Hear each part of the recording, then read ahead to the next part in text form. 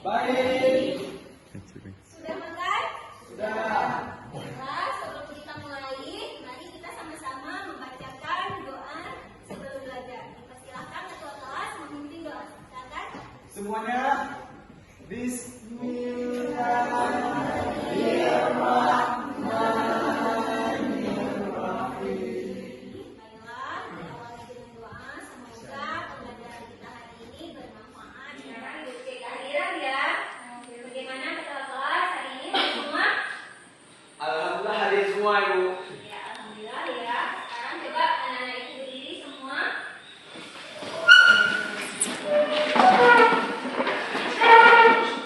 Coba cek di kanan masih adakah sampah di lantai? Jika masih ada, tolong diambil, dibuang ke tempat sampah. Dan bagi pakaian yang belum rapi, tolong nggak kita akan memasuki pada bab 4 tentang keseimbangan dan struktur pasar.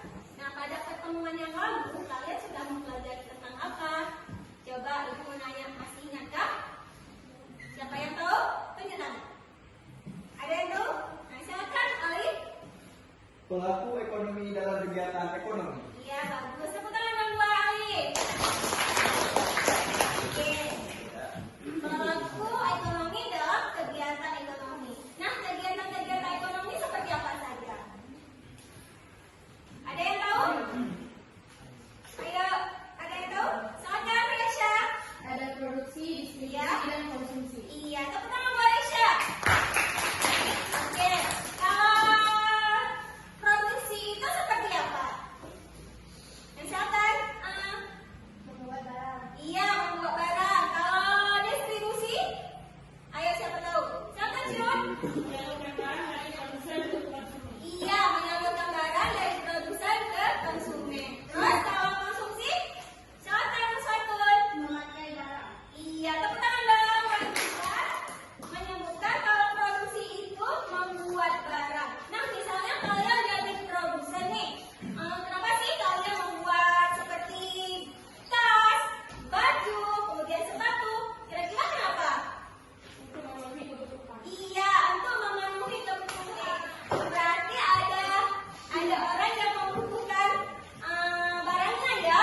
Artinya ada permintaan terhadap tas, sepatu, dan barang. Tujuan pembelajaran kita hari ini adalah setelah mengikuti kegiatan pembelajaran melalui pendekatan saintifik dengan menggunakan model pembelajaran problem based learning, peserta didik mampu mendeskripsikan terbentuknya keseimbangan pasar dan struktur pasar, khususnya materi yang berhubungan dengan permintaan, serta dapat menggambarkan kurva dari hasil perhitungan fungsi permintaan dengan penuh tanggung jawab, bekerja sama, dan kreatif.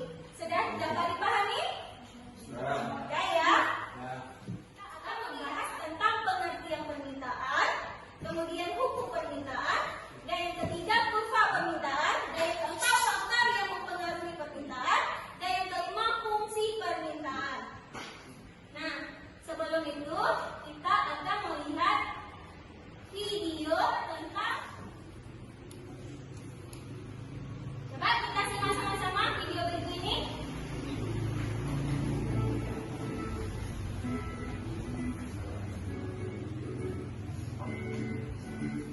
Hari ini aku akan membeli barang belanjaan untuk Delkom itu di pasar induk dekat rumahku. Wah, ramai sekali ya pasar ini. Banyak pedagang dan pembeli melakukan kegiatan ekonomi. Apakah kamu berpikir, kenapa ya harga sekilo gula itu sekian rupiah, sedangkan harga sembako konsul itu sekian rupiah? Nah, dari video yang ditampilkan tadi, kenapa kalian berpikir misalnya kalian belanja di kantin? Kenapa ya harga semangkok mie ayam itu 15.000, sedangkan mie Aceh itu hanya 10.000? Kira-kira kenapa? Coba Ali. karena berbeda banget. Kenapa? Beda, sehingga harganya juga berbeda ya. Kita lanjutkan. Dan juga sebenarnya dari mana sih datangnya harga itu? Dari sekian banyak faktor yang mempengaruhi harga, kali ini kita akan mengulas sederhananya seperti ini. Aku merupakan seorang penjual minuman kopi berdunia. Dengan mempertimbangkan berbagai ongkos dan keuntungan yang akan aku peroleh, aku menjualnya dengan harga 6.000 per cup kopinya. orang-orang mulai berdatangan ke kedaiku. Dari anak kuliahan, orang-orang kantor samping kedaiku ini, sampai bapak-bapak yang membina motoran itu. Namun karena kopiku sudah habis terjual, orang-orang pindah mencari minuman kopi ke kedai pesaingku. Wah, ternyata pesaingku itu pasang harga di angka 7.000 dan masih laku juga loh. Duh, coba kalau aku tidak kehabisan kopi, aku pasti masih bisa jualan, bahkan menambah keuntunganku. Oke, sekarang aku langsung menghubungi supplier untuk menambah stok kopinya. Nah, karena stok sudah tersedia, orang-orang jadi berdatangan ke kedaiku lagi. Permintaan minuman kopi itu ternyata sangat banyak ya. Ini jadi kesempatan aku untuk terus mendapatkan keuntungan lebih banyak ya. Dari video yang kalian simak tadi, ibu mau tanya nih, apa itu permintaan? Ada yang tahu? Adalah keinginan untuk mendapatkan sejumlah barang dan jasa pada berbagai tingkat harga dan waktu. Iya, tepuk tangan dong buat Aisyah. Jadi, permintaan itu adalah keinginan yang disertai kemampuan membeli jumlah barang dengan tingkat harga dan waktu. Ini sekarang ibu akan bagikan kalian ke dalam beberapa kelompok. Kelompok yang pertama adalah kelompok Adams. Terus kelompok kedua kelompok David Ricardo. Terus kelompok Kevin Fisher. Terus kelompok John ada Rita, Ustadun, Nur Ikrimah, Maisarah dan Sidra. Silahkan anak-anak ibu duduk pada kelompok yang sekarang ibu bagikan dan sampai ini.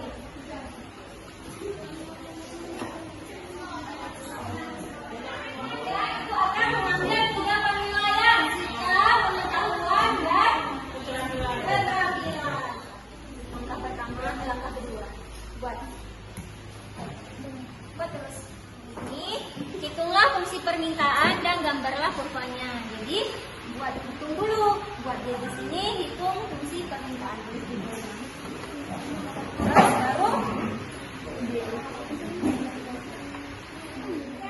kelompok yang udah siap udah bisa ditempatkan ke depan. Assalamualaikum warahmatullahi wabarakatuh. Waalaikumsalam warahmatullahi wabarakatuh. Perkenalkan, saya Risha Cia. Saya di sini membagikan hasil kerja kelompok kami. Kami dari kelompok 10. Berdasarkan soal yang kita baca bersama, A. Buatlah tabel permintaan dan kurva permintaan. B. Hitunglah fungsi permintaan dan gambar kurvanya. Ini adalah tabelnya dan ini kurvanya. Untuk menghitung fungsi permintaan, maka kita harus mengetahui P1 sama dengan 20.000, P2 sama dengan 25.000, Q1 sama dengan 300, Q2 sama dengan 250. Kemudian kita harus masukkan ke rumus. Rumusnya yaitu P kurang P1 per P2 kurang P1 sama dengan I kurang Q1 sama per Q2 kurang Q1. P kurang 20.000 per 25.000 kurang 20.000 sama dengan I kurang 300 per 250 kurang 300. P kurang 20.000 per 5.000 sama dengan I kurang 300 per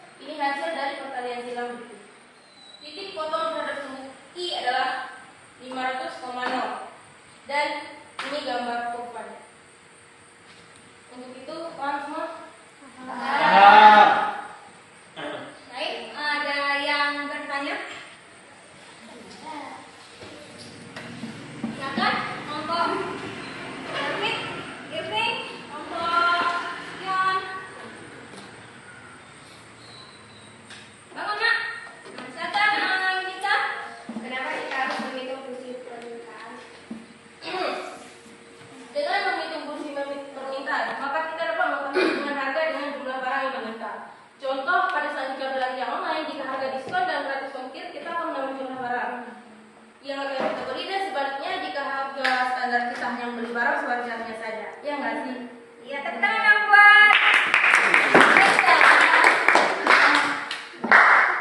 Ada yang mau bertanya lagi?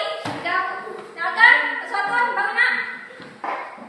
Kenapa kurva permintaan bergerak dari kiri atas ke kanan bawah? Karena berdasarkan hukum permintaan bahwa jika harga naik maka jumlah barang yang diminta akan menurun, dan sebaliknya jika harga turun maka jumlah barang yang diminta akan bertambah, sehingga kurva permintaan berkemiringan negatif, yaitu bergerak dari kiri atas ke kanan bawah. Ya, tepuk tangan dong buat Reza. Ada yang bertanya lagi? Silakan, Syur. Bagaimana cara Anda menggambarkan kurva fungsi permintaan? Untuk menggambar kurva fungsi permintaan, kita harus menemukan titik-titik potongannya terlebih dahulu, yaitu titik potong sumbu P dan titik potong sumbu Q. Seperti ini contohnya. Dapat dipahami? Dapat. Oke, tepuk tangan. Ada lagi? Ada lagi?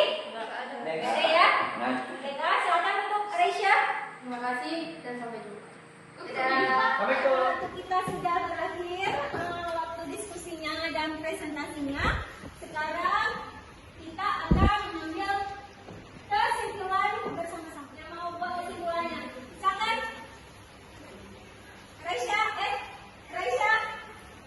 silakan buat kesimpulan tentang permintaan kita hari ini. Ya.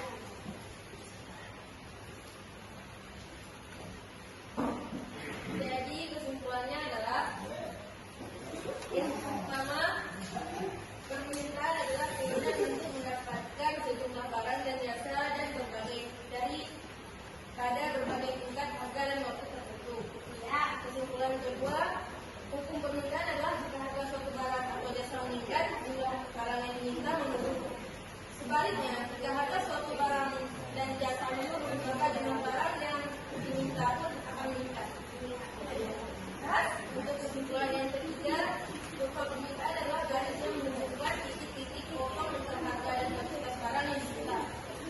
Kesimpulan yang keempat, faktor-faktor yang mempengaruhi permintaan adalah: satu, harga barang, komplementer dan barang substitusi; dua, jumlah pendapatan; tiga, jumlah dan karakteristik penduduk; empat, perubahan tradisi, mode, dan selera masyarakat; lima, perkiraan dan harapan masyarakat; enam, hari raya keagamaan; tujuh, kondisi sosial dan ekonomi. Untuk kesimpulan yang terakhir, yaitu fungsi permintaan adalah hubungan antara harga dan jumlah barang yang diminta. Terima kasih, tepuk tangan buat Reza. Oke, jadi sekarang Ibu beri penguatan sedikit ya mengenai permintaan. Nah, hukum permintaan ini adalah jika harga suatu barang dan jasa meningkat, seperti Ibu jelaskan tadi, pada saat harganya tinggi, kuantitas yang diminta akan menurun, ya kan? Apabila harga suatu barangnya menurun, maka permintaan akan meningkat. Nah,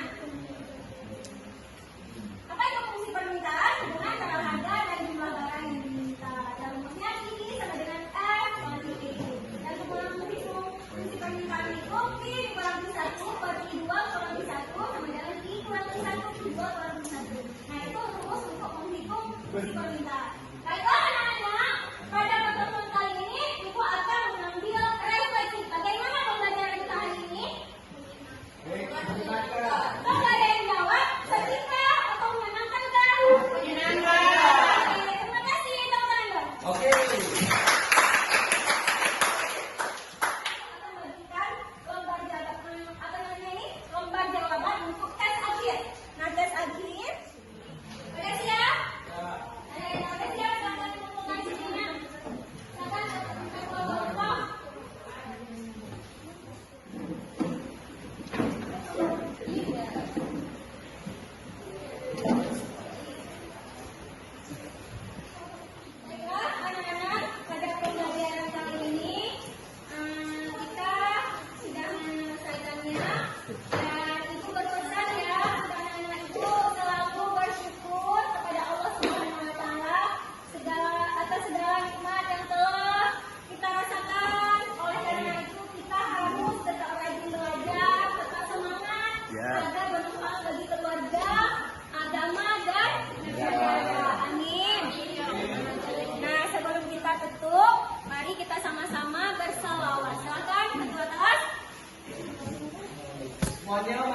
bawa sebentar untuk mengakhiri belajar kita.